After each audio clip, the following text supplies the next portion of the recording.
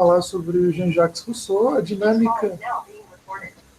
dinâmica é a mesma de ontem, então, se vocês tiverem dúvidas, tiverem qualquer comentário que vocês queiram fazer, tal, podem mandar no chat, ou podem falar também, não tem problema por mim, que eu estou com o chat aqui aberto, e aí a gente vai conversando e vai dialogando aí, beleza? Novamente, então, eu vou projetar para vocês alguns slides aqui com trechos do contrato social, que eu acho que não só ajuda a gente a entender a obra, mas também ajuda a gente a responder a questão que geralmente costumam cobrar, né? Então, assim como ontem, o professor historicamente cobra um determinado conteúdo, dá uma pergunta sobre o Rousseau. Então, o que eu elaborei é em cima disso que geralmente é cobrado, certo? Pode ser que aconteça de ser diferente, de ser outro conteúdo, mas eu acho que dificilmente isso aconteça, porque esse é o cerne, né, da obra, do livro do Rousseau, que é leitura obrigatória de vocês, e eu imagino que vai dar conta direitinho para vocês responderem, assim, acho que né, o que der para aproveitar aqui, eu acredito que vai ser útil para vocês pensarem sobre essa questão do Rousseau. E, novamente, né, lembrando sempre que se eu disser alguma coisa que entre em confronto direto com o que o professor disse na aula, com slides, qualquer coisa dele, vale o que ele disse. Pode ser que eu tenha falado de um jeito, sei lá, que tenha ficado mais claro, não sei, não é minha pretensão, mas se isso acontecer, deixa de lado o que eu falei, esqueçam o que eu falei, o que ele falou que é o que vale, para não acontecer, sei lá, tipo, putz, mas no aulão foi dito isso, e às vezes é um entendimento diferente que eu posso ter, diferente do dele, isso acontece, isso é normal, mas eu espero que o material que eu trouxe aqui para vocês, a discussão que a gente vai fazer hoje, ajude de verdade aí vocês a responderem essa provinha aí. Beleza? Eu vou projetar aqui para vocês, então, um slide aqui.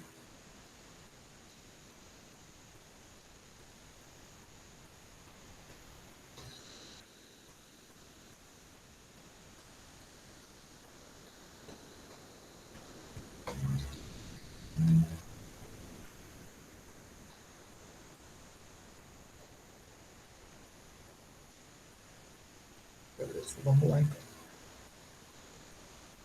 Tá, como eu disse, né, então o foco da aula de hoje, do aulão de hoje, é a obra, o pensamento de Jean-Jacques Rousseau, principalmente o livro O Contrato Social. Certo? Então, é em cima disso que a gente vai conversar hoje.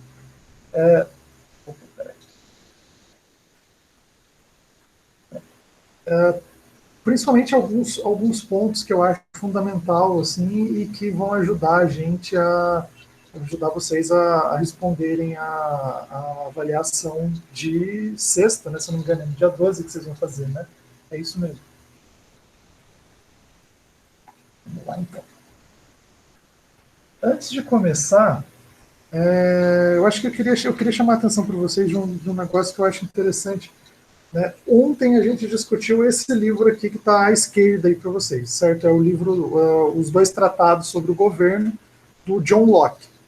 Hoje a gente vai discutir esse outro aqui, que é o Contrato Social, do Jean-Jacques Rousseau. Eu coloquei para vocês as datas, né, das primeiras edições dos dois. Então, o primeiro, o de ontem, é de 1690, e o que a gente vai conversar hoje é de 1762. Então, quer dizer que tem quase 100 anos entre um e outro. Né? Na verdade, não chega a 100 anos, dá uns 60 e poucos, se eu não me engano, de diferença entre os dois. Então, quando saiu provavelmente o Jean-Jacques Rousseau, por exemplo, quando saiu, né, os dois tratados do governo, Jean-Jacques Rousseau não era nem nascido. Então, eles não são contemporâneos. Isso é importante para chamar atenção, porque quem, né, teve a oportunidade de ler os dois livros, vocês vão ver que a linguagem é muito diferente. Enquanto os argumentos do Locke, por exemplo, são quase teológicos, né, é tudo muito baseado na Bíblia, baseado nesse debate que ele estava fazendo com esse outro escritor, que é o Robert Filmer. O contrato social já é bem diferente. Mudam-se as referências, muda-se o que estava acontecendo no mundo na época, certo? Na Europa, principalmente na época. Então, tudo isso tem um impacto, tem uma influência na obra dos autores que não é desprezível, certo? Então, eu sempre chamo atenção para isso, para a gente, de começo, né, embora os dois sejam contratualistas, eu lembro sempre aquilo que eu falei ontem para vocês, né? Eu tive aula de clássicos com a professora Eunice, lá da FIFELESH, e a professora Eunice, ela é de uma tendência da análise da teoria política, que é a tendência do contextualismo histórico. É importante destacar isso porque, assim, geralmente esses autores todos são colocados numa mesma corrente filosófica. Todos eles são contratualistas, todos eles estão pensando um estado de natureza em detrimento de um contrato social, né, de um estado civil. Mas existe uma longa diferença entre os dois, certo? Na verdade, não só os dois, mas entre os dois e o Hobbes, por exemplo, né, que é um terceiro autor contratualista. E a gente precisa destacar isso para entender o autor dentro do contexto em que ele escreveu. E vocês vão ver que o contexto que o Rousseau escreveu é muito específico. É um contexto que tem a ver com onde ele nasceu, tem a ver com as ideias políticas que ele compartilhava, que ele se interessava, certo? Então, não se trata apenas de uma obra filosófica que tem um significado interno, né, que todo o significado dela a gente consegue depreender do texto. Tem muito do contexto que o cara escreveu, e isso é importante para a gente entender os argumentos dele, aonde ele quer chegar. Então, como ontem, eu trouxe aqui para vocês alguns trechos. Eu usei uma edição da Martins Fontes também, né, que eu achei na internet aqui, e ela não tem os parágrafos, né, como tinha de ontem. Então eu vou colocar sempre o número do capítulo, né, no caso aqui é a abertura, mas vai estar livro 1, capítulo tal, e a página da minha edição, para caso vocês queiram olhar junto ou mais tarde queiram retomar esse texto. É importante também que, assim, se o professor cobrar, como ele sempre cobra, as perguntas têm uma longa introdução, assim, tem partes dos textos selecionados, e a resposta está dentro daquelas partes dos textos selecionados. Então, mesmo que ele não dê a pergunta que ele costuma dar sempre, se vocês prestarem atenção na pergunta, vai estar dizendo aonde praticamente está o argumento do autor para responder aquela pergunta. Então, se vocês tiverem condição aí de ter o livro junto, né, de estar com a obra junto, assim, para poder consultar, é tranquilo, acredito que vai ser suave achar a resposta, não acho que vai ser problema nenhum, não. A ideia aqui é trazer alguns argumentos, né, discutir algumas coisas para facilitar mesmo, quando vocês tiverem aí de frente com a prova. Certo? Então vamos começar aqui. Ó. Logo na abertura do texto, o Rousseau ele explica o que ele quer fazer com isso. Qual que é o objetivo desse livro? É muito claro, muito explícito. Ele quer indagar se pode existir na ordem civil alguma regra de administração legítima e segura, considerando os homens tais como são e as leis tais como podem ser. Então, novamente, Rousseau entende a humanidade de uma forma parecida com a de Locke ontem. Os homens nascem livres e iguais. Não existe essa de que algumas pessoas nasçam em um status diferente, né, do que outras pessoas, certo? Inclusive, ele também abomina a escravidão, ele acha que isso é uma coisa deletéria, uma coisa horrorosa, e ele também acredita, então, que todos os homens nascem iguais, certo? E aí ele quer pensar o seguinte, ele quer pensar o ordenamento político sobre o qual como esses homens vão se organizar, como essas pessoas vão se organizar para para fazer a sociedade funcionar, certo?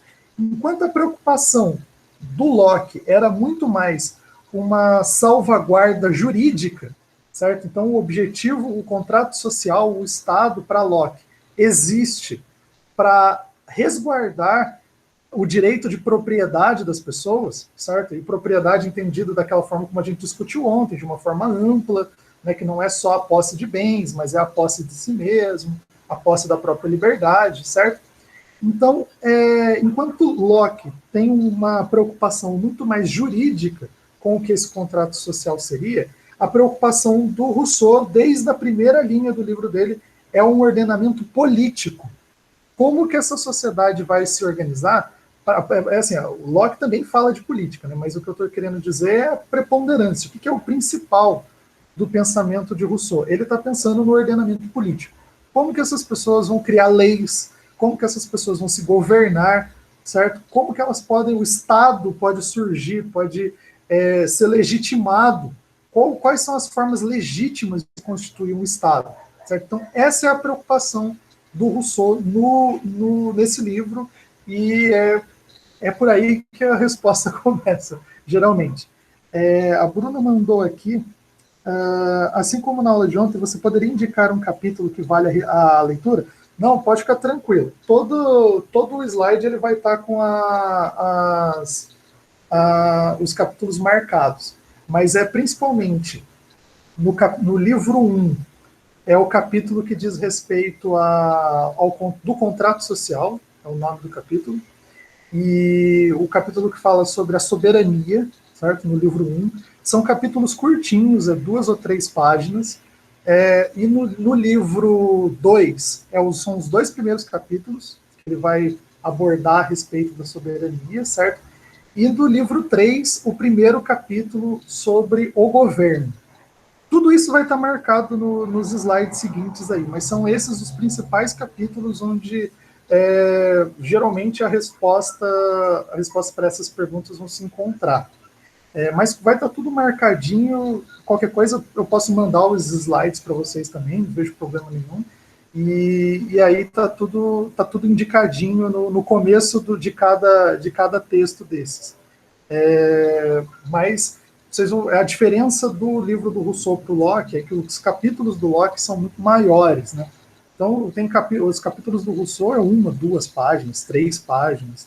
É tranquilo para retomar. O texto dele é muito mais divididinho, né? E eu acho muito mais complexo, acho mais denso, chato, sabe? Enquanto o Locke ele fala muito, né? Ele fala muitas coisas sobre o mesmo assunto. O Rousseau ele é econômico nas palavras. Então ele tem alguns joguinhos de linguagem, assim, ele faz umas frases feitas e às vezes tudo o que precisa saber está naquela frase ali. Mas ela é super, assim, tem várias inversões, né? Eu acho mais chatinho de entender, mas os capítulos são curtos, é um livro curto, é um ensaio dele praticamente. Bom, continuando aqui. Então ele continua falando: procurarei sempre nessa investigação aliar o que o direito permite ao que o que o interesse prescreve, certo? Então ele está pensando também nesse ordenamento jurídico, mas esse interesse que ele está falando diz muito mais respeito à política, certo? A fim de que a justiça e a utilidade não se encontrem divididas. Entro na matéria sem provar a importância do meu assunto. Perguntar-me-ão se sou príncipe ou legislador para escrever sobre política. Vocês vão ver que príncipe e legislador são 2 conceitos em Rousseau, certo? Príncipe, ele está dizendo, geralmente uma palavra que ele usa para o próprio Estado, para o governo, certo? Para o que a gente entende hoje como o aparato do Estado, ele geralmente vai associar a palavra príncipe. Enquanto que legislador é uma figura mítica, assim, do pensamento clássico, que seriam, assim, todas as cidades gregas, né, a Roma teve algum fundador mítico que foi um herói, assim, Teseu, Licurgo, são vários nomes que vão aparecer ao longo do livro, que seriam pessoas que teriam dado a legislação para as cidades. Traduzindo isso assim para termos mais atuais, seria uma pessoa que fez a constituição daquele Estado. Então, essa ideia é importante para Rousseau. Né? Ele vai ter longos capítulos aqui sobre essa figura do legislador, que seria essa figura mítica, esse herói que criou as constituições dos estados, né? Das cidades-estado gregas, de Roma, e das cidades-estado italianas, certo? Então, é uma figura muito comum no livro, mas aqui é bem conceitual, que não é legislador no sentido de um deputado, por exemplo, que faz uma proposta, um projeto de lei. É um legislador muito mais, um termo muito mais amplo que isso. Né? Para escrever sobre política. Respondo que não. E que por isso mesmo escrevo sobre política. Então, ele não é nenhum príncipe, nem um herói mítico, um legislador, ele é um cidadão. Fosse eu príncipe ou legislador, não perderia meu tempo dizendo o que deve ser feito. Eu faria, certo? Ou me calaria. E eu quero chamar a atenção para vocês para esse finalzinho da abertura aqui. Nascido cidadão de um Estado livre e membro do soberano, por frágil que seja a influência da minha opinião nos negócios públicos, o direito de votar basta para impor-me o dever de instruir-me a esse respeito. Todas as vezes que medito sobre os governos, sinto-me feliz por encontrar sempre em minhas reflexões novos motivos para amar o meu país. Eu estou chamando a atenção para isso pela seguinte razão. Quando eu descobri da onde Jean-Jacques Rousseau veio, foi uma surpresa. Porque quando a gente vê o nome dele, a gente pensa, Rousseau está associado aos iluministas. Os iluministas são franceses, Voltaire, Diderot, certo? No entanto, Jean-Jacques Rousseau não é francês. Certo? Isso, quando eu descobri isso, eu fiquei meio chocado, sendo bem sincero. Jean-Jacques Rousseau não nasceu na França. Ele morou na França durante muito tempo, toda a carreira dele, porque ele publicava essas coisas, mas ele fazia parte da sociedade parisiense que discutia política, que publicava livros, tal. Ele era uma pessoa pública, um intelectual público, digamos assim. No entanto, ele não é parisiense, muito menos francês. Jean-Jacques Rousseau nasceu em Genebra, então ele é suíço. E isso é importante para a gente entender o pensamento dele, porque a Suíça, já nessa época, é uma república. Então, sempre que ele, os valores que ele vai defender, certo, são valores republicanos. São valores que tratam principalmente do autogoverno. Esse não é um termo que ele usa, certo? É um termo também recente, mas ele abomina, por exemplo, certos regimes políticos que convivem na Europa, absolutismo, até o parlamentarismo, por exemplo. Ele tem um capítulo desse livro muito duro, dizendo que os ingleses, por exemplo, que são parlamentaristas, eles não são livres. O parlamentarismo não é um regime livre. O cidadão inglês se acha muito livre, mas ele só tem liberdade no momento em que ele vota para o parlamento. Depois, ele fica refém dos parlamentares. Então, tudo isso ajuda a gente a refletir sobre as opiniões, sobre como os conceitos que o Rousseau vai defender ao longo do livro. Ele é republicano, certo? Não morava na França, né? Mas ele era cidadão de uma república que existia na Europa, certo? Que é a República na Suíça, e ele defende um tipo de democracia direto. Então, assim, ele abomina qualquer forma de representação política. Isso vai ficar claro para vocês ao longo do texto. Mas Rousseau acha que qualquer forma de representação política é um erro. Ela tira a liberdade das pessoas, ela dá poder a um grupo de pessoas que vai oprimir o restante da população. Ele não acredita que possa existir um ambiente que seja republicano e, ao mesmo tempo, representativo, certo? Tem um sistema eleitoral, né? Tem um sistema de governo representativo. Ele advoga por um governo direto, como o que existia na Suíça. Até hoje, em diversas regiões da Suíça, existem práticas de governo direto. Reúne-se todo mundo, uma assembleia na praça, num campo, num lugar aberto, e faça um referendo, um plebiscito para aprovar as leis que vão funcionar naquela cidade, naquele cantão, né? Lembrando que a Suíça é um estado muito pequeno, mesmo assim ele é super dividido, certo? Falam-se 3 idiomas na Suíça, tem a Suíça francesa, a Suíça alemã e a Suíça italiana, super dividido, e eles usam até hoje, um país pequeno, tem 8 milhões de habitantes. Eu gosto de chamar a atenção, por exemplo, que tem mais gente na zona leste de São Paulo do que na Suíça, certo? E aí tranquilo, aí dá para fazer democracia direta mesmo. Mas a gente vai ver aqui o argumento do Rousseau, certo? Da onde ele vem, por que ele advoga por esses tipos diretos de democracia, e aí vocês vão entender o porquê que ele acha que isso seria o melhor governo e por que ele cada vez mais ama o país dele por ser dessa forma, certo? Mas, dito isso, vamos entrar então melhor agora nos argumentos dele. O que é que o Rousseau... Por que o Rousseau acredita, então, que o modelo suíço, que advoga por uma democracia mais direta, seria o melhor? É uma coisa de orgulhar, certo? É algo que deixa ele um amante do seu país, certo? Então, vamos lá. No livro 1, capítulo 1, começo do livro, certo? Ele vai lançar essa que vai ser uma das frases mais famosas dele. O homem nasceu livre, mas por toda parte encontra-se agrilhoado. Está agrilhoado. Certo? Tem grilhões, tem correntes. Aquele que se crê senhor dos outros não deixa de ser mais escravo que eles.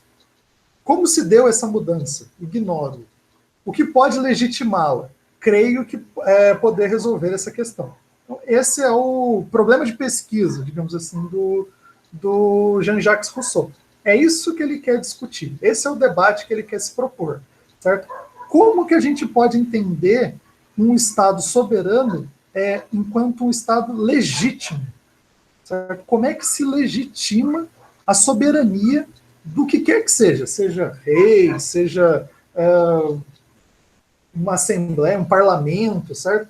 Para Rousseau, a origem da legitimidade é uma só, certo? Depois ele vai defender como essa legitimidade deve se articular, como é que a sociedade deveria funcionar. Mas a origem da legitimidade, certo, do governo, do Estado, para ele é a mesma. Então, assim, nos capítulos subsequentes a esse, né, então capítulo 3, 2, 3, até o 4, ele vai se propor uma série de opções. Então, a primeira que ele pergunta seria a legitimidade do Estado estaria no fato de que os homens são diferentes entre si? Né, uns nascem melhor que os outros? E ele vai dizer que não é por causa disso. Então, seria a soberania fruto da força? Certo? E aí ele vai negar que é isso também. Ele tem toda uma série de argumentos, certo? Não, também não é a força. Seria, então, portanto, a escravidão, e aqui é entendido a escravidão no sentido de ser costume, certo? De ser a tradição de um lugar. Ele vai dizer menos ainda. Não é. Essas explicações, para mim, não dão conta de entender a legitimidade do Estado. Então ele vai eliminando cada uma dessas opções, certo? Até que ele chega no capítulo 5, vocês podem ver, né? Do capítulo 1 ao capítulo 5 foram 10 páginas. Ele divide bem o texto dele, assim.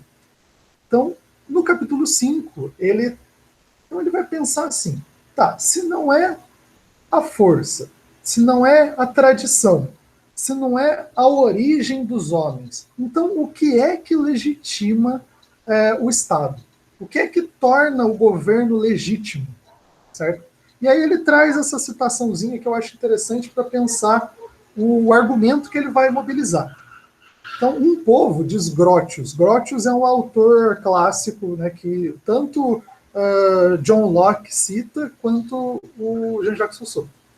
Um povo, diz Grotius, pode entregar-se a um rei. Certo? Então, o povo pode reunir-se e falar, não, agora a gente quer que o fulano de tal seja o nosso governante. Segundo Grotius, portanto, um povo é um povo antes de se entregar-se a um rei. Certo? Então, o povo já existe uma comunidade que, em tese, está deliberando, certo? Pelo governo de um determinado rei. Inclusive, isso era algo muito comum na Europa. Né? Isso aconteceu até o começo do século XX, de determinados países importarem um rei para vir governar o país. Isso aconteceu na Inglaterra, por exemplo. Na Inglaterra, depois, né, de todo o tumulto que foi a Revolução Inglesa, ao final da Revolução Inglesa, de a cair a monarquia, tornar-se uma república, volta a monarquia, destituem o rei de novo, uma bagunça. Em 1688, chegam-se à conclusão de que precisam trazer um rei para a Inglaterra para poder governar. E aí eles vão buscar um rei lá na Holanda, né? Vai ser o Guilherme de Orange, que era marido da princesa Isabel, se eu não me engano, da Inglaterra, e aí ele vem governar a Inglaterra. Certo? Então, essa coisa do povo escolher para si um rei era algo comum, algo relativamente comum na Europa. Não é só uma abstração teórica. Mas o que ele quer chamar a atenção é isso aqui. Mesmo esse dom, quer dizer, o povo ceder para o rei o seu governo, é um ato civil. Supõe uma deliberação pública. Esse povo teve que concordar ceder o seu governo para um determinado rei, por exemplo. Portanto, antes de examinar o ato pelo qual o povo elege um rei, seria bom examinar o ato pelo qual um povo é um povo. Porque esse ato, sendo necessariamente anterior ao outro, constitui o verdadeiro fundamento da sociedade. Então, aqui vai entrar a ideia de contrato social para Rousseau, que é o capítulo seguinte a isso, o capítulo 6. Aqui ele vai abordar, então, como que essa sociedade, assim, um conjunto de indivíduos que estão separados, certo? Porque no estado de natureza ninguém tem relação com ninguém, as pessoas são únicas em si mesmo, completamente individualistas, certo? Não existe uma pessoa, ninguém acima de ninguém, ninguém abaixo de ninguém, todos são perfeitamente iguais e perfeitamente livres, inclusive para violar a liberdade dos outros, violar a igualdade dos outros, como a gente conversou ontem. Então, esse momento em que o povo se torna um povo é o momento do contrato social para Rousseau. E aí o argumento dele é o seguinte, certo? Essa soma de forças só pode nascer do concurso de muitos. Mas sendo a força e a liberdade de cada homem os primeiros instrumentos de sua conservação, como as empregará sem prejudicar e sem negligenciar os cuidados que deve a si mesmo? Essa dificuldade, reconduzindo ao meu assunto, pode anunciar-se nesses termos. Então, esses termos, isso aqui que ele vai dizer agora, é o contrato social para Rousseau. Encontrar uma forma de associação que defenda e proteja com toda a força comum a pessoa e os bens de cada associado, e pela qual cada um, unindo-se a todos, só obedeça contudo a si mesmo, e permaneça tão livre quanto antes. Então, qual que é a proposta do Rousseau? Ele também, vocês podem ver, ele também está pensando na força de trabalho de cada um, certo? Como a gente falou do Locke ontem. Ele também está pensando nos bens de cada um, certo? Mas o fundamental, o que é o importante desse texto, certo? O importante da ideia dele, do argumento dele, é isso aqui, ó, unindo-se a todos, só obedeça contudo a si mesmo. Isso parece um jogo de palavras, certo? Mas o que ele está querendo dizer é o seguinte: se nós nos reunirmos em uma comunidade, a gente tem que fazer isso de tal forma que todos nós acordemos, certo? Todos nós criamos um acordo em que tudo vai ser como antes. Vamos supor que nós queremos fazer aqui nesse grupo, nesse conjunto de pessoas que está aqui nesse aulão, né? Eu, vocês aí, uma comunidade. Para eles, só pode existir um contrato social se a gente, depois desse contrato, depois desse acordo, a gente continue com o mesmo grau de liberdade que a gente tem antes. Certo? Então, como que eu gosto de pensar isso? É como se todo mundo estivesse em cima de uma cadeira. Vamos supor assim, um exemplo bem banal. Todos nós estamos em cima de uma cadeira e a gente quer pensar qual de nós é o mais alto, certo? Se todo mundo está em cima da mesma cadeira, todo mundo tem basicamente a mesma altura, digamos assim, certo? Varia um pouquinho, mas todo mundo tem mais ou menos a mesma altura. Se a gente vai concordar que a partir de agora vai valer outra medida, todo mundo precisa ao mesmo tempo descer da cadeira.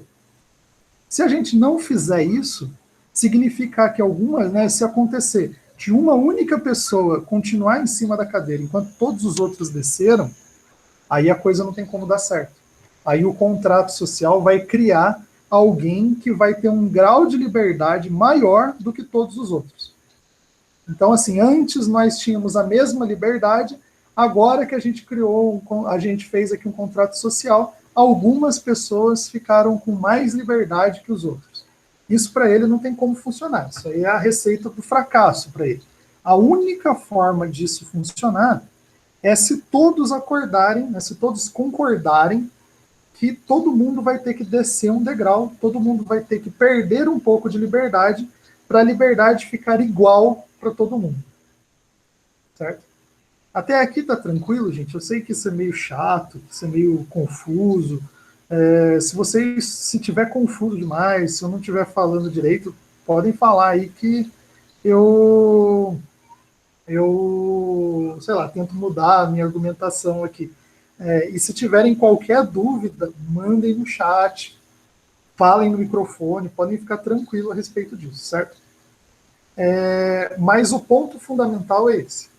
O contrato social tem que seguir essa regra que está aí. Uma forma de associação que deixe tudo como está. Que as pessoas continuem tão livres quanto antes. E a liberdade aqui, ela é relativa, certo?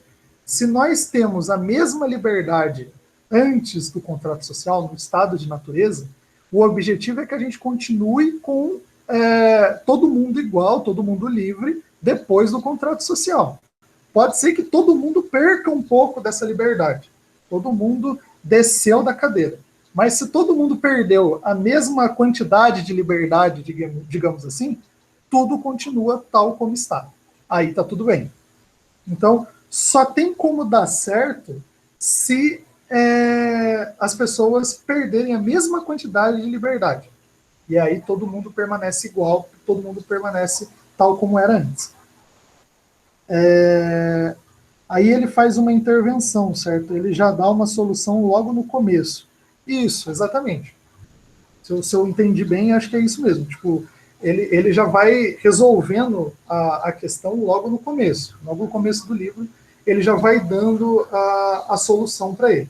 E aí, logo na página, né, continuando essa mesma página, no parágrafo seguinte, ele diz o seguinte, eu acho que isso talvez deixe mais claro a ideia dele. Né?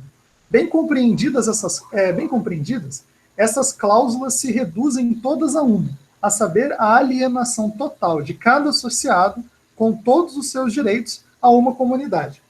Então, se as pessoas entrarem ao mesmo tempo, cedendo a mesma quantidade de liberdade e a mesma quantidade de igualdade para criar essa comunidade, aí a coisa dá certo.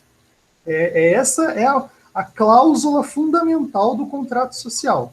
Que todas as pessoas entrem iguais e continuem iguais. Entrem com a mesma quantidade de liberdade e saiam com a mesma quantidade de liberdade.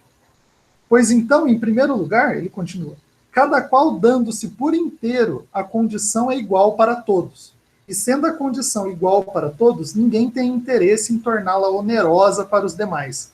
Então, para o Rousseau, vamos supor, né, voltando ao exemplo que eu estava falando para vocês, de todo mundo descer da cadeira, se uma pessoa, por exemplo, desce, ou melhor, vamos pensar assim, metade das pessoas descem e a outra metade não, a outra metade continua como era antes, essas pessoas vão criar uma situação que vai ser mais onerosa, vai ser prejudicial para aquelas que decidiram ceder.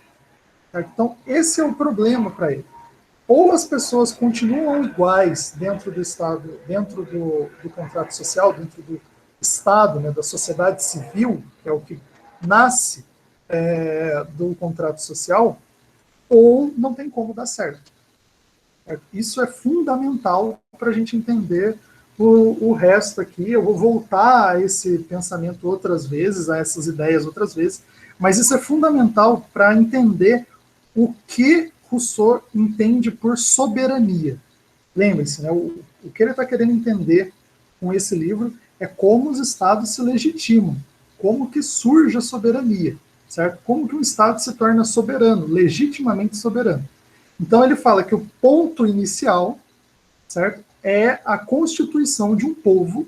O ponto inicial é a constituição de um contrato social no qual todo mundo entra com uma quantidade de liberdade e sai com uma quantidade de liberdade, certo? A mesma.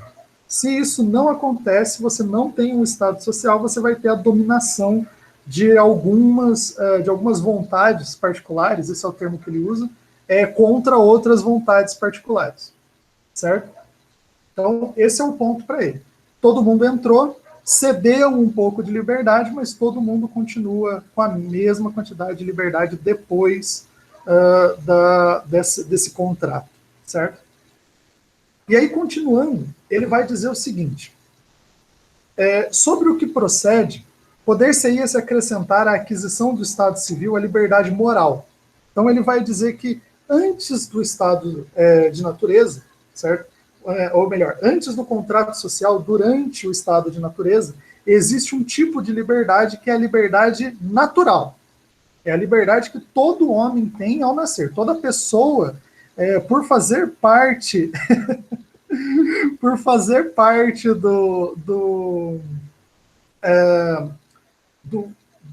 da humanidade, certo? Por ter nascido no mundo, ela tem uma quantidade de liberdade, e essa liberdade é a liberdade natural, certo? O que acontece depois do contrato social é que surge, né, dentro desse Estado civil que ele está definindo, um outro gênero de liberdade, que é a liberdade moral. Liberdade moral, então, para Rousseau, é o tipo de liberdade que emerge depois do contrato social, depois da criação dessa comunidade, a criação desse povo. A partir de agora, nós temos uma liberdade que é diferente, certo? Antes, a gente era livre para fazer o que a gente quer. Agora, a gente é livre para fazer o que a comunidade permite, certo? Mas como todo mundo entrou na comunidade, como todo mundo está fazendo parte da comunidade, todo mundo agora tem uma liberdade moral. A liberdade natural deixa de existir para os membros dessa comunidade, certo? E aí ele vai justificar isso como Locke justificou também no trabalho dele. Isso gera proteção para a pessoa, isso gera seguridade jurídica para essa pessoa vai ser protegida de que algum outro homem venha e tome seus bens, tome sua vida, tire a sua liberdade. Então, o interesse em se criar esse Estado civil é o interesse de se proteger. É melhor vivermos em comunidade para a gente não sofrer, para a gente não perder nossos bens, para a gente não perder nossa liberdade, não perder nossa vida.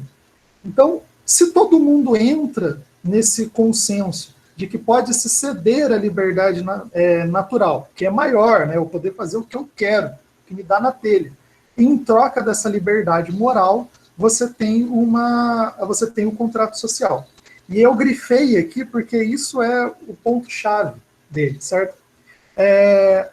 A única que torna o homem verdadeiramente senhor de si, porquanto o impulso do mero apetite é a escravidão. Você querer fazer só o que você, né, tudo o que você quer fazer, se você essa liberdade natural para ele, você fica preso às suas próprias vontades, e isso é limitante para Rousseau. O que ele prescreve como algo que é superior a isso, certo? Isso que eu estou grifando aqui. A obediência à lei que se prescreveu a si mesmo é liberdade. Essa frase é fundamental. A gente vai retornar a ela várias vezes. Mas a ideia é que se essas regras dentro da comunidade que criaram essa liberdade moral, certo? Esse Estado civil, o contrato social que criou tudo isso, gera uma situação no qual a obediência da lei é a lei que eu mesmo criei. Então, se nós decidimos juntos criar essa comunidade, criar esse conjunto de leis que vão reger a nossa vida e que vão limitar a nossa liberdade de uma determinada forma, mas de outra forma vão restringir o nosso apetite, né, as nossas vontades particulares, certo? Aí o ideal é que surja um tipo de ordenamento jurídico que eu criei, eu fiz parte disso, certo? Então, se eu decidir a respeito dessa lei, eu sou livre. Eu sou livre porque eu sigo a lei que eu mesmo criei. Né? É uma coisa meio tautológica, mas é bem isso mesmo. É o mesmo esquema do Locke. Nesse sentido, sim. Nesse sentido, sim. Tanto a questão do Estado Social criar, né, do contrato social, Estado Civil, criar uma proteção para os indivíduos que fazem parte dele, para a comunidade que faz parte dele, é bem semelhante ao Locke. É que o que eu estava chamando a atenção antes é que o Rousseau vai dar uma preponderância muito maior ao que a gente pode fazer com isso. Certo? O Locke meio que dava por isso mesmo. Assim, olha, o objetivo do contrato social, do Estado Civil, é a proteção. Ponto. X, acabou. Ponto final. O Rousseau vai além disso. Ele vai falar que isso vai criar uma certa potencialidade. Certo? A gente vai liberar uma certa força da comunidade para poder fazer outras coisas, para poder criar coisas, para poder criar leis, né, que é o que ele vai definir aqui para frente, para poder governar. Por isso que eu acho que, né, eu estou dizendo isso, que o contrato social em Rousseau é muito mais algo político, ele dá uma preponderância maior para a política do que no Locke. Mas os dois estão pensando mais ou menos a mesma coisa no sentido do contrato social gerar proteção, certo? Mas aqui o foco, né, o que é importante, que eu acho que geralmente é o que costuma cair nas provas a respeito de Rousseau, parte dessa ideia. Se eu obedeço uma lei que eu mesmo criei, eu sou livre. Ela não está criando sei lá, um grilhão, né, como ele disse lá no começo, ela não está criando nenhuma corrente para mim, porque eu estou obedecendo uma lei que eu mesmo criei, certo? Isso é importantíssimo, principalmente para depois a gente pensar nesse conceito que ele vai colocar no próximo trechinho que eu trouxe aqui para vocês. Aí já no livro 2, certo? No capítulo 1. Ele vai dizer o seguinte: a primeira e a mais importante consequência dos princípios acima estabelecidos é que só a vontade geral pode dirigir as forças do Estado em conformidade com os objetivos de sua instituição, o que é bem comum. Pois, se a oposição dos interesses particulares tornou necessário o estabelecimento das sociedades, foi o acordo desses mesmos interesses que o tornou possível. Aqui ele lança, né, que está aparecendo pela primeira vez, essa ideia que é fundamental na obra dele, que é a ideia de vontade geral. Então vamos voltar ao que eu estava falando antes. A gente criou uma comunidade, certo? Essa comunidade, ela cria um novo tipo de liberdade, que é diferente da liberdade natural, é a liberdade moral, mas a gente pode criar leis, a gente pode fazer leis para nos governar. Então, se essa comunidade faz leis para si mesma, ela continua livre, certo? Mas como ela vai fazer essas leis? E aí entra essa ideia de vontade geral. Para Rousseau, o conjunto de pessoas, a comunidade, decidindo o que é o melhor para ela, é a vontade geral.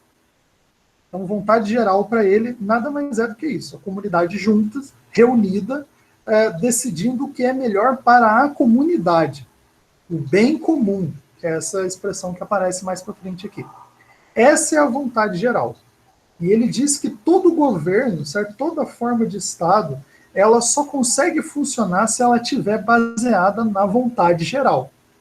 Certo? Então, se a gente pode criar leis, criar regras para nós mesmos, e essas regras valem para toda a comunidade, certo? É decidido em livre acordo pela comunidade, essas regras, essa comunidade cria um certo poder, que é a vontade geral, e essa vontade geral dirige o Estado. Então, por isso que a palavra ontem, né, alguém perguntou a respeito disso, a ideia de Estado e de povo para Rousseau é muito próxima. Certo? O que ele entende por Estado e o que ele entende por povo, por comunidade, é basicamente a mesma coisa. Por quê? Porque o Estado é a expressão da vontade geral. Aquela comunidade decidindo em comum acordo o que é o melhor para ela mesma. Certo? Então, o Estado só pode funcionar se ele estiver baseado na vontade geral da comunidade. Se por acaso a vontade geral da comunidade não está aparecendo uma vontade que é particular, então eu estou decidindo o que é o melhor para a comunidade, isso deixa de ser legítimo, isso deixa de ser soberano. A soberania e a soberania legítima, certo? Que compõe o Estado, ela tem que nascer da vontade geral. Tem que nascer dessa comunidade decidindo o que é melhor para ela junta, certo? Então, esse conceito é chave dentro do pensamento de Rousseau. E aí ele continua. O vínculo social é formado pelo que há de comum nesses diferentes interesses. Certo? Então, olha só. A vontade geral não é nem o interesse de uma única pessoa, de um grupo de pessoas, muito menos a soma de todos os interesses. Certo? Isso também é fundamental. Se eu colocar os interesses, eu tenho o meu interesse, vocês têm o interesse de vocês, cada um tem um interesse. Se a gente somar aritmeticamente o meu interesse com o interesse de vocês, eu não chego na vontade geral. A gente só tem uma coletânea de interesses particulares. Inclusive, a expressão que o Rousseau usa é: a vontade de todos não é a vontade geral. Certo? A vontade de todos juntos, somando a vontade de todo mundo, não é igual à vontade geral.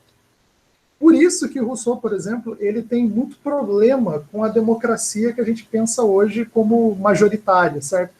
A democracia que a decisão democrática é aquela da maioria. Para ele, isso também é uma abominação.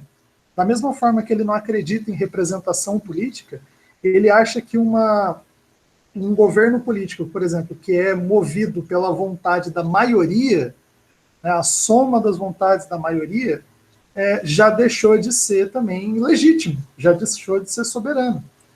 Ou a vontade é geral, ou ela é ilegítima, ela é um conjunto de vontades particulares, a vontade de um único grupo. Certo? Então, o que seria geral? É geral porque, como ele está dizendo aqui, é formado pelo que há de comum nesses diferentes interesses.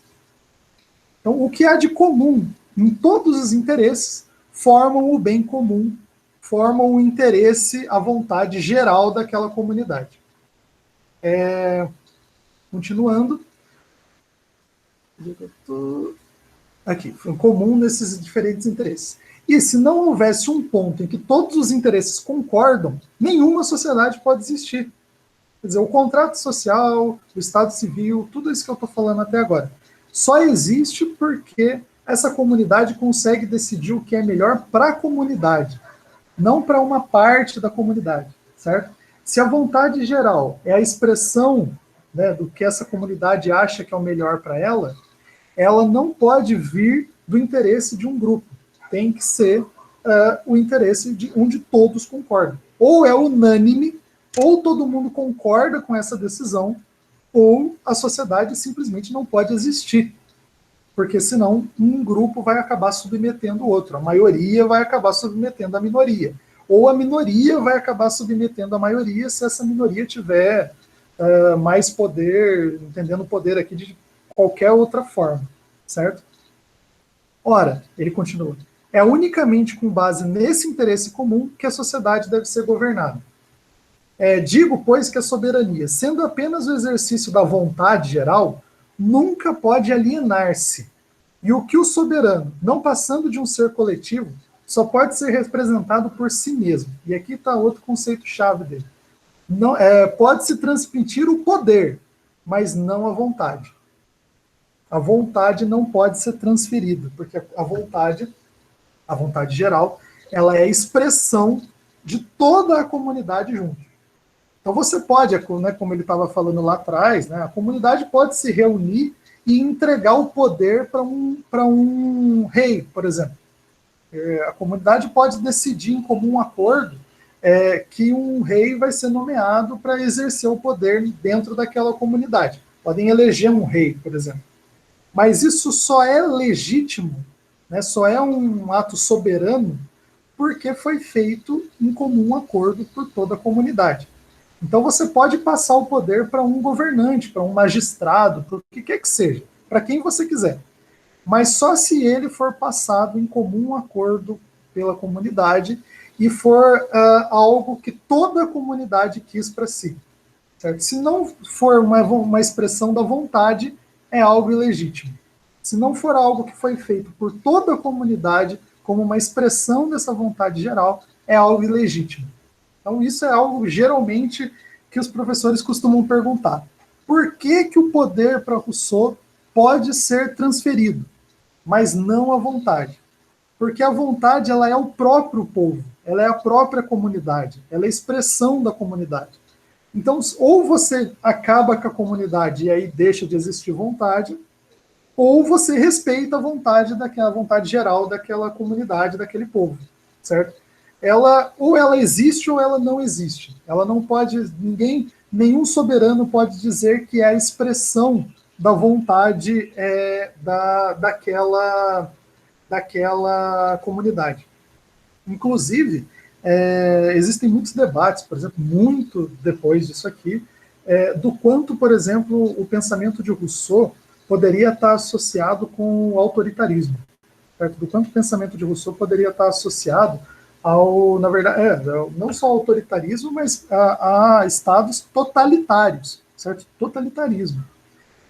E existe todo um debate ao redor disso, porque Rousseau, por exemplo, vai negar a forma como a democracia funciona hoje, que é representativa, que é baseada na vontade da maioria, certo? Então, ou é unânime ou não é, ou é a vontade geral ou não é. Mas eu acredito que esse argumento, por exemplo, é um argumento bastante poderoso contra qualquer ideia de totalitarismo. Porque o que o Rousseau está defendendo é isso. Ou é a vontade da comunidade totalmente, né, toda a vontade da comunidade, desde do primeiro até o último a votar, ou ela é ilegítima.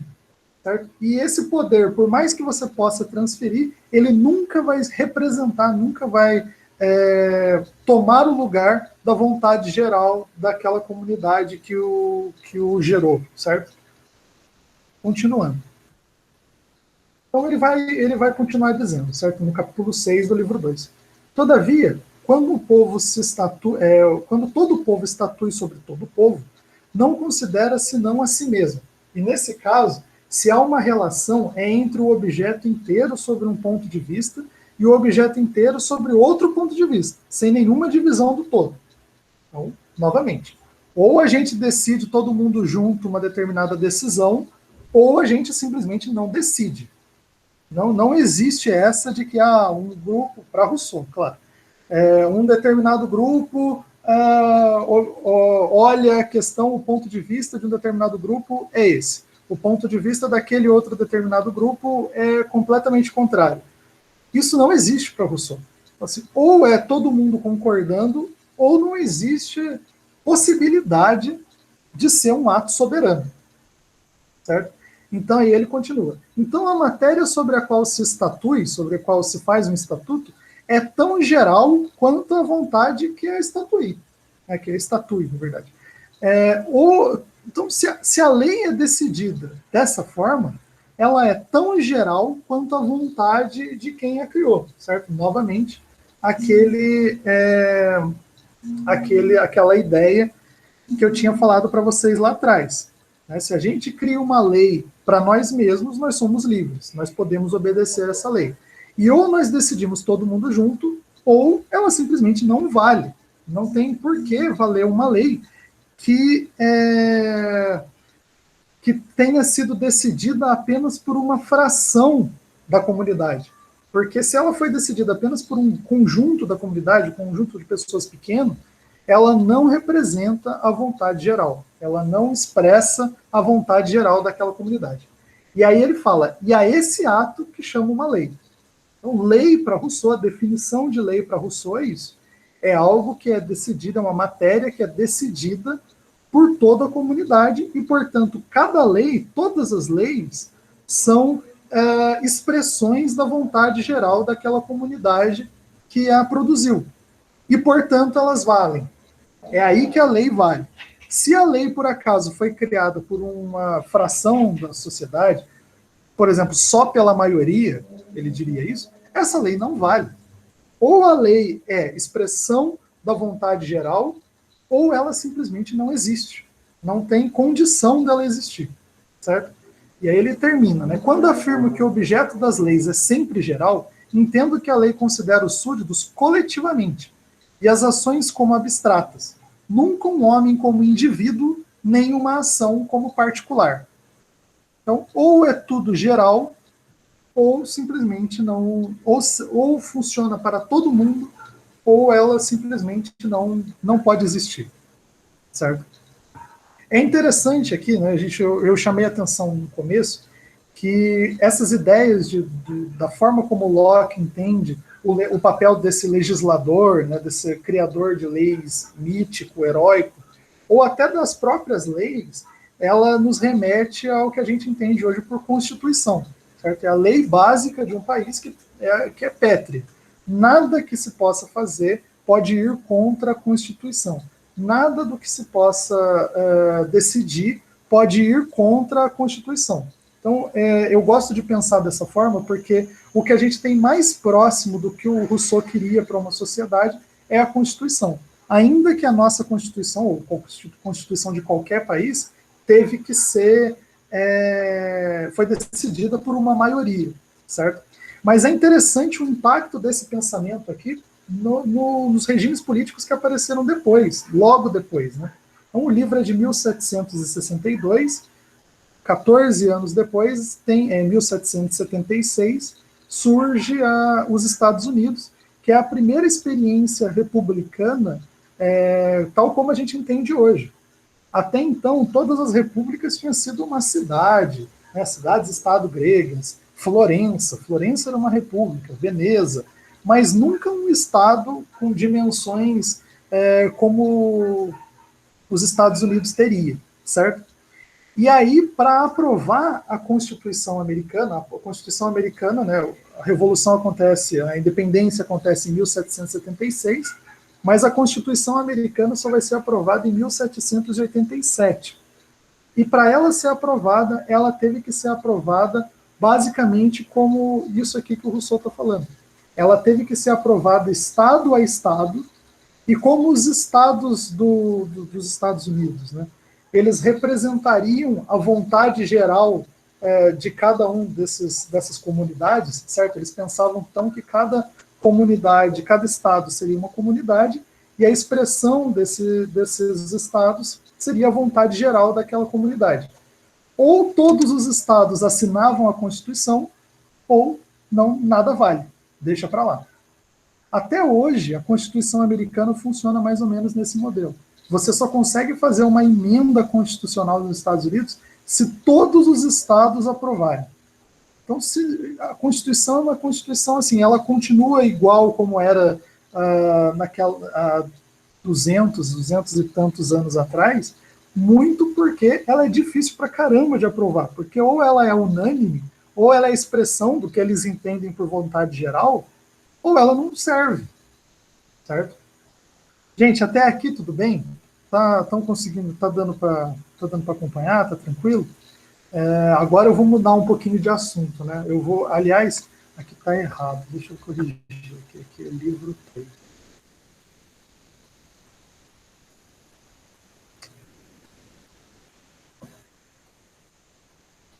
Eu vou mudar um pouquinho de assunto.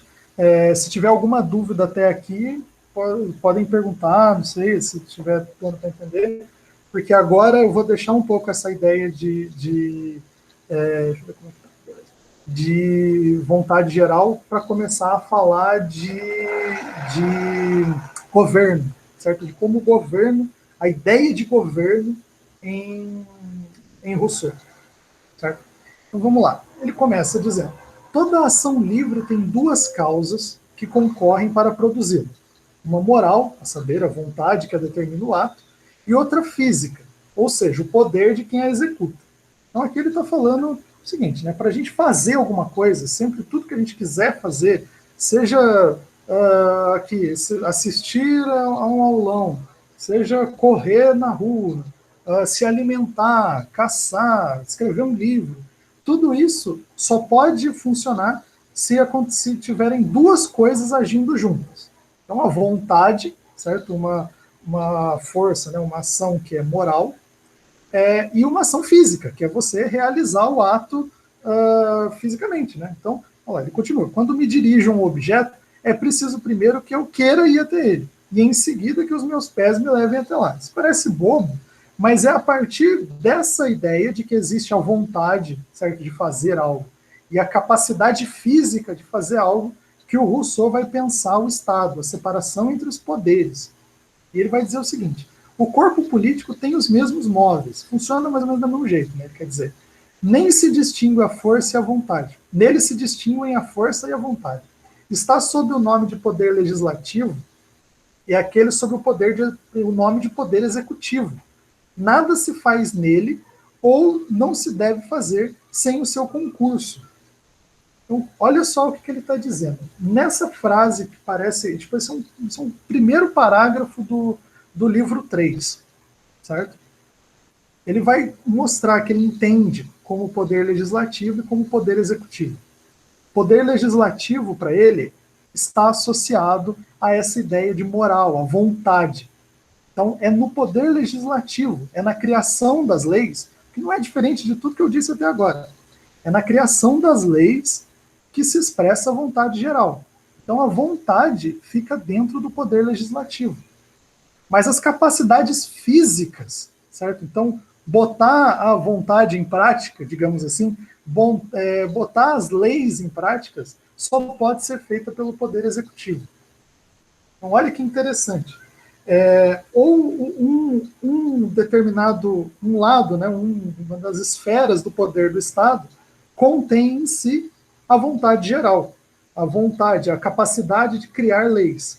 Ao outro, né, compete a ideia de fazer as leis, de botar as coisas em ordem, de cumprir o que as leis exigem, certo? De criar coisas. Continuando, e aí ele vem. Então, o que vem a ser, então, o governo? Um corpo intermediário estabelecido entre os súditos e o soberano, para permitir sua mútua correspondência, encarregado da execução das leis e da manutenção da liberdade, tanto civil como política. Chamo, pois, governo, ou suprema administração, o exercício legítimo do poder executivo, e príncipe ou magistrado ao homem ou corpo encarregado dessa administração. A grande preocupação assim, teórica de Rousseau é o poder legislativo. Então, tudo isso que eu falei até agora, a vontade geral, a criação das leis, a expressão da vontade daquela comunidade, né? Criar leis que eu mesmo obedeço, então, portanto, ser livre, tudo isso está associado ao poder legislativo. O poder executivo, para ele, é qualquer coisa. Ele não perde muito tempo descrevendo o poder executivo. Porque o poder executivo, para ele, é só quem realiza essa vontade. E essa vontade pode ser realizada de qualquer forma. Então, por exemplo, não interessa, não importa para ele se o poder executivo vai ser exercido por um rei, vai ser exercido por um presidente, vai ser exercido por um corpo de magistrados. Né? Então, por exemplo, na República de Florença, na República de Veneza, existia um conjunto de magistrados que executavam as leis, que faziam as vezes de um poder executivo, certo?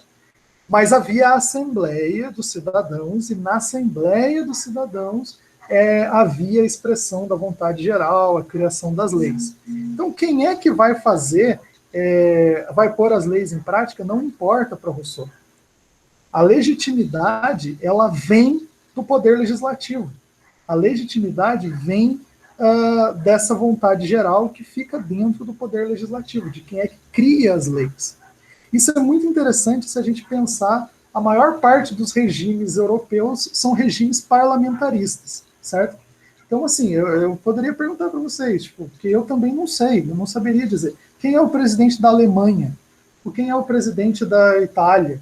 Quem é o presidente de diversos países lá que tem presidente, que a gente simplesmente não sabe quem é. Quem é o presidente de Portugal? A administração do executivo para esses caras não importa tanto. No entanto, a gente sabe quem é a primeira-ministra da Alemanha, a gente sabe quem é o primeiro-ministro da Itália, a gente sabe quem é o primeiro-ministro inglês, certo? Quem é que governa a Inglaterra? É o parlamento, não é o chefe do poder executivo, que é o chefe de Estado, né, que é a rainha. A rainha não tem muito o que fazer. Isso é muito interessante se a gente pensar à luz do que o Rousseau está propondo, né, do que o Rousseau achava importante. É no ato de criar as leis que a vontade geral se expressa. Depois, para executar as leis, para botar as coisas em ordem, para fazer, né, a força física do Estado, isso não importa. A gente poderia até pensar assim, que essa vontade, certo, seria o espírito, né, seria assim, a consciência do corpo político, enquanto o poder executivo é o corpo, é aquele que vai exercer essas coisas. E para Rousseau é menos. É lógico que tem o seu lugar, tem o seu espaço. Né? A vontade geral, então, ela cria as leis, certo? Mas as leis por si próprias não vão criar o governo, certo? O governo para Rousseau é necessário. É esse corpo intermediário entre o soberano e os súditos, certo? Mas fica em segundo plano se a gente pensar a vontade geral, a criação das leis e o poder legislativo. E aí o que é interessante? Porque, então, lembramos lá do que eu falei lá no começo para vocês. Rousseau é um cidadão, acho que esse é o último slide. Rousseau é um cidadão suíço, é um cidadão de Genebra, certo? E ele advoca, né, ele é a favor de que existam formas de democracia, ou de decisão, na verdade, diretas. Então, não tem como ter representação. Se eu estou representando a vontade geral, está errado. O único para quem eu posso transferir coisas é o governo, é o poder em si. Mas a vontade geral e a criação das leis, eu não posso transferir para ninguém. Ou eu decido, ou, na verdade, eu, o cidadão, né? Ou os cidadãos decidem, ou não é legítimo. Pronto, acabou. O poder, o governo, o poder executivo, tudo isso é transferível, como eu disse para vocês lá atrás, certo? Lá no slide anterior. Tudo isso eu posso transferir para os outros. A vontade geral eu não posso transferir para ninguém. Ninguém pode me representar no que diz respeito à criação de leis para a comunidade. Só que aí as pessoas começam a falar, né? Pô, mas isso como é que eu vou fazer isso? Como é que eu vou reunir todos os ingleses, todos os franceses num único lugar para decidir alguma coisa? E a verdade é que o Rousseau foge dessa questão. Ele, nesse livro, ele não resolve esse problema. Tem uma nota de rodapé no final do capítulo 13, se eu não me engano, que ele fala. Eu escrevi depois um outro livro que fala sobre confederação, que eu acho como é a forma que deve ser, não sei o que, isso que lá. Mas nesse livro ele não resolve esse problema. Ainda que ele aborde esse problema, vocês vão ver. Né? Então ele fala isso no capítulo 13. Isso, objetar-me-ão, pode ser bom para uma única cidade. Então, talvez dentro de uma cidade até dê para fazer um governo direto em que todos os cidadãos tomam parte na criação das leis. Mas que quer fazer um Estado quando se compõe de muitas cidades, certo? Dividir a autoridade soberana, quer dizer, cada cidade vai decidir uma determinada coisa, ou concentrá-la numa única cidade e subjugar todas as demais. Respondo que não se deve fazer nenhuma coisa nem outra. Em primeiro lugar, a autoridade soberana é simples e una. Novamente, a vontade geral não se separa. Ou a comunidade, né, o Estado inteiro, todo mundo que se diz parte daquela comunidade, decide junto, ou não vale. E não se pode dividi-la sem destruí-la. Em segundo lugar, uma cidade, bem como uma nação, não pode ser legitimamente sujeitada a outra, porque a essência do corpo político está no acordo, e aqui, novamente, aquela ideia que eu falei no começo para vocês, entre obediência e liberdade. Geralmente a pergunta cai bem nesse conceito, nesse trecho que eu estou trazendo para vocês. Está no acordo entre obediência e liberdade, e os termos súditos e soberanos são correlações idênticas, cuja ideia se reúne numa única palavra, o cidadão. Então, se o cidadão obedece às leis que ele mesmo criou, ele é ao mesmo tempo súdito, porque ele tem que obedecer, mas ele é ao mesmo tempo soberano, porque ele criou essas leis. Então, olha que mundo maravilhoso que o Rousseau está descrevendo aqui. Você tem um Estado, certo, no qual todos são cidadãos, e no qual todas as leis, todas as possibilidades de leis são feitas em conjunto, certo? A gente senta, discute, delibera, chegamos a um ponto comum, unânime, e essa lei vai ser a expressão da vontade geral. Então, quando nós criamos essa lei, eu obedeço a uma lei que eu mesmo criei, e aí a ideia de súdito e soberano perdem completamente a validade. O cidadão, ele é súdito de si mesmo e soberano de si mesmo, certo? Geralmente, assim, o que costumam cobrar isso? Fale a respeito da obediência e liberdade de Rousseau, lembrando que o súdito e soberano são correlações idênticas, vem essa citaçãozinha aqui. Então, para terminar, para concluir, né, ele tem esse caminho lógico. Ele está pensando a legitimidade, a soberania dos estados. Por que um estado é legítimo, é soberano, certo? Aí ele vai dar diversas explicações, tal, vai chegar nessa ideia de vontade geral, certo? A vontade geral, ela emerge da comunidade, uma comunidade que decidiu ficar junta, certo? Ceder um pouco da sua liberdade e criar um contrato social, certo? Emerge desse contrato, dessa comunidade, uma vontade geral. Todas as leis, se forem expressão da vontade geral, são legítimas. E se eu obedeço uma lei que eu mesmo criei, eu sou livre, porque, ao mesmo tempo, eu sou súdito e soberano de mim mesmo. Olha que, né, resumi todo o livro numa única frase. Mas esse é o cerne desse livro, esse é o cerne da ideia do Rousseau. Eu acho ela bem interessante, mas eu acho ela complicada, porque ela é contraintuitiva, né? Ela vai contra o que a gente entende hoje por democracia, por representatividade, certo? Então nós vivemos num mundo em que a maioria decide determinadas regras, porque a gente não consegue chegar num acordo. Nós temos simplesmente interesses que são inconciliáveis. Como é que a gente vai decidir, por exemplo, quem deve pagar mais imposto? Quem vai pagar mais imposto são os ricos ou são os mais pobres? A gente pode conversar assim durante horas e horas e dias e meses, que a gente não vai chegar num consenso. Então, ou a gente põe para votar e aí vai decidir a maioria, certo? Por qualquer regra que seja, e às vezes aí a regra, né, às vezes é meio tendenciosa, ou a gente não chega a conclusão nenhuma. Então, esse mundo de Rousseau é muito mais teórico, abstrato, do que o mundo da prática.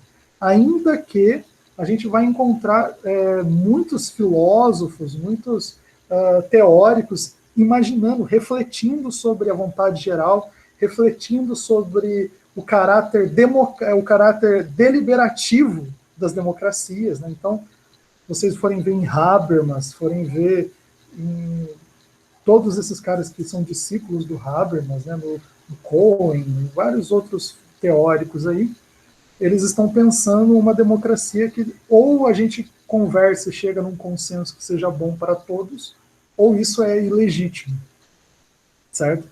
Gente, era isso que eu queria trazer para vocês. Deixa eu sair aqui.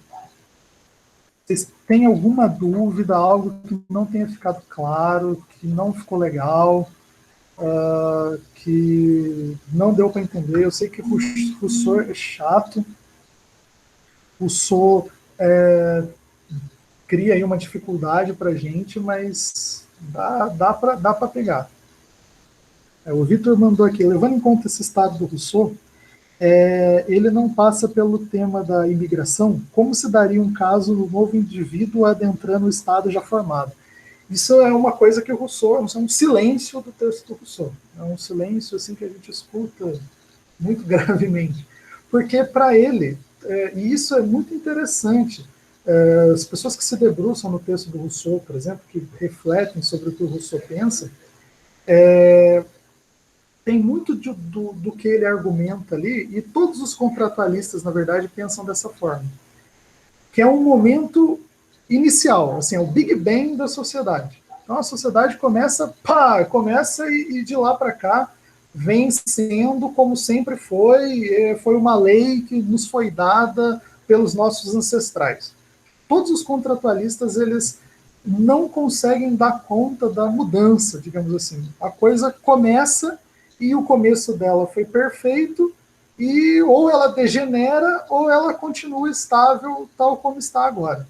Então, quase todos os autores de teoria política que a gente lê, Locke, né, e Rousseau, que a gente leu agora, mas também Maquiavel, por exemplo, todos eles têm muita dificuldade para entender esses momentos de mudança. Né? A ruptura para eles põe fim a um estado e começa outro. Então, por exemplo, a imigração não faz sentido para eles, né? Porque essa comunidade já existe. Ou essa pessoa vai ter que ser incorporada a essa comunidade, e aí é uma discussão que só vai aparecer depois da Revolução Francesa, e daí a Revolução Francesa, por exemplo, vai pensar os direitos do homem, não os direitos do francês, os direitos do inglês, né, os direitos de uma comunidade restrita. Não, está pensando os direitos da humanidade. Isso depois da Revolução Francesa vai começar a aparecer. Mas até aqui é sempre isso. E aí essa figura do legislador que eu estava falando vem um pouco disso. Né? É um cara, um herói mítico que criou a Constituição da nossa República e de lá para cá todos nós seguimos a lei e nós nos recebemos, nós nos encontramos na Assembleia e decidimos conforme a nossa vontade geral e unânime. Certo? Então, houve um momento, né, um T1, assim, um momento zero que isso começa, mas de lá para cá a coisa vem sendo. Né? Não abarca mudanças. Então, ou degenera e acaba, ou continua funcionando para sempre. Eles não estão preocupados com como funciona o Estado depois de formado, como é que ele vai se modificando. Isso não está na ordem do dia desses autores. Então, isso é uma coisa que o Rousseau não discute. Ele discute a origem, né? A continuidade não é com ele. Acho que é isso. Fez sentido do que eu falei? Se deu para entender? Tem mais alguma dúvida, gente? Mais alguma coisa que vocês queiram comentar? Vocês acham importante?